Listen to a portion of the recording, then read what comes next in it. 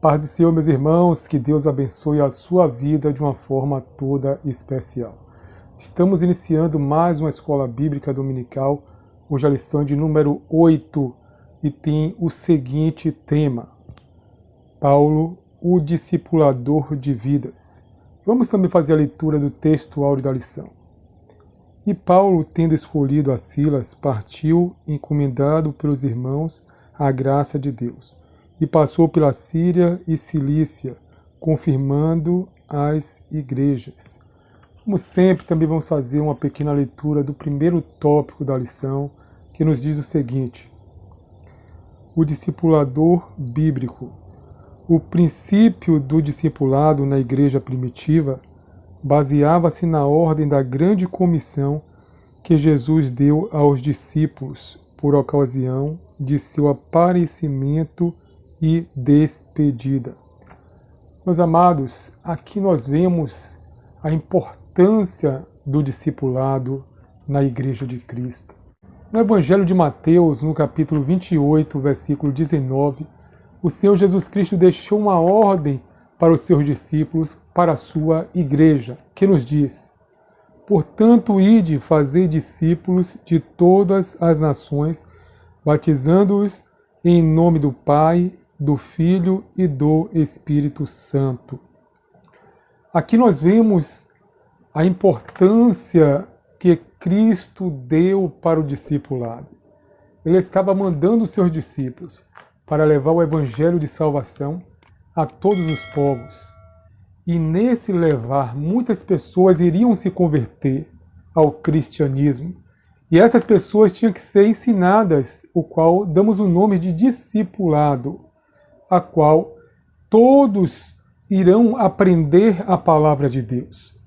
Por isso, a importância de todas as igrejas possuir um núcleo de discipulado, aonde os novos convertidos irão aprender as coisas elementares da fé cristã. A importância que o discipulado tem no seio da igreja. O dirigente da igreja tem que preparar pessoas para estar na frente desses grupos de pessoas recém-convertidas. Quando a pessoa aceita Jesus como seu Salvador, chega na igreja, ele ainda não tem o conhecimento bíblico adequado. Em muitas situações na vida dele, vai precisar de um conhecimento. O livro de Atos, no capítulo 2, versículo 14, nos diz o seguinte: Pedro, porém, pondo-se em pé com os 11, levantou-se a sua voz e disse: homens judeus e todos que habitam em Jerusalém, seja a vós isso notório e escutai as minhas palavras.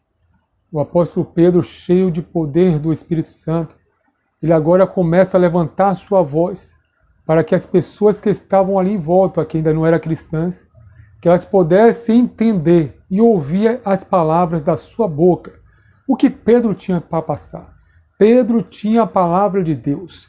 Pedro tinha o Evangelho, um Jesus que cura, um Jesus que ressuscitou dos mortos, um Jesus que trouxe salvação, como está inserido lá no Evangelho de João, no capítulo 3, versículo 16. Porque Deus amou o mundo de tal maneira que deu o seu Filho unigênito, para que todos aqueles que nele creem não pereçam, mas tenham a vida eterna. Então, quem crê em Cristo, essas pessoas têm a vida eterna. O nosso dever é pregar a palavra de Deus.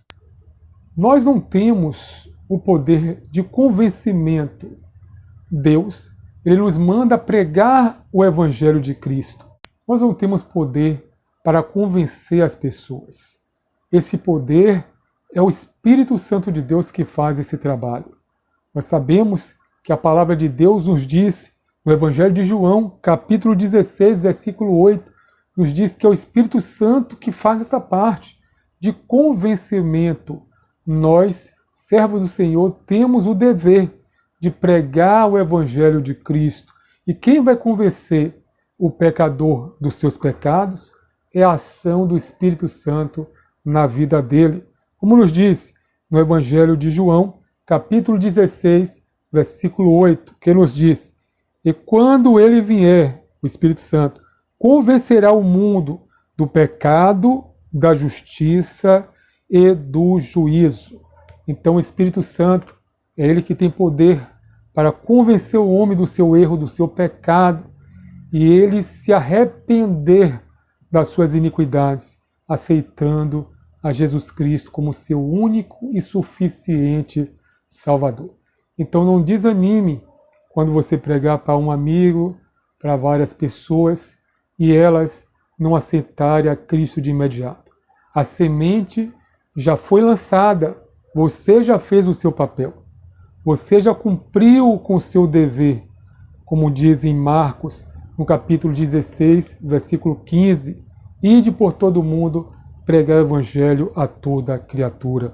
Então, queridos, quem vai fazer esse convencimento é o Espírito Santo.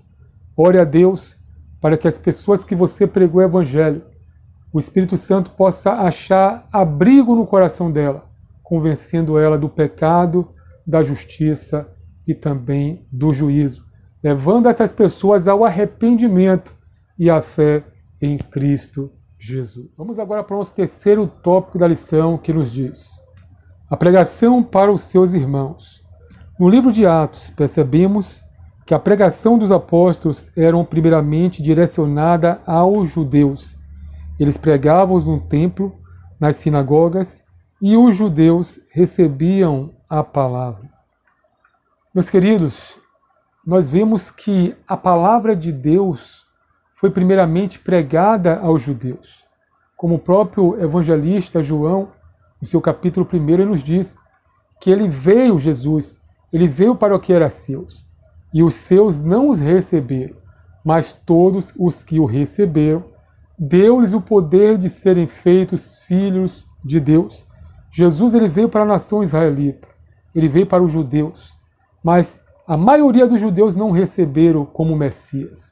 Os judeus estavam esperando um Cristo que viesse libertá-lo do jugo dos romanos. Mas Jesus veio humilde, nascendo em uma manjedoura. Então muitos não quiseram aceitar Jesus Cristo. Mas a palavra diz que todos os que receberam, tanto os gentios como os judeus, deu-lhes o poder de serem feitos filhos de Deus, a saber, os que creram no seu nome. Então todas as pessoas de todas as partes do mundo que aceitarem a Cristo como Salvador deixarão de ser somente criaturas e passarão a ser filhos de Deus através de Cristo Jesus. De Atos, capítulo 1, versículo 8, nos diz o seguinte: mas recebereis o poder do Espírito Santo, que há de vir sobre vós, e ser-me-eis testemunhas, tanto em Jerusalém, como em toda a Judeia e Samaria, e até os confins da terra. Aqui é a grande comissão. Cristo manda pregar a palavra dele, começando por Jerusalém e já seguindo adiante para a Judeia, Samaria e até os confins da terra. Não é só começar em Jerusalém e esperar terminar a evangelização em Jerusalém para depois ir para a Judeia e depois Samaria e depois para os confins da terra. Não. A pregação do evangelho tem que ser simultânea, tanto em Jerusalém como na Judeia, Samaria e nos confins da terra. Pregar a palavra de Deus é a nossa obrigação, é o nosso prazer como servos do Senhor. Pregue a palavra de Deus. Ensine a palavra de Deus. Pois Deus, ele nos tem constituídos como pregadores das boas novas de salvação. É um prazer estar enganjado nessa tão nobre obra de evangelismo, de missões, de levar a salvação a todos os povos. E Deus abençoe a sua vida. Estamos finalizando mais uma escola bíblica dominical, que nós possamos estar sempre na presença de Deus, fazendo o seu ID, pregando a sua palavra, ensinando aos novos convertidos, porque Deus ele tem um galardão para entregar a todos os seus servos que trabalham na sua obra. E Deus abençoe a todos vocês. Eu espero vocês na próxima lição, se assim um bom Deus nos permitisse. Nos fale aí de que local do Brasil você está ouvindo e assistindo essa videoaula. Que Deus abençoe a sua vida.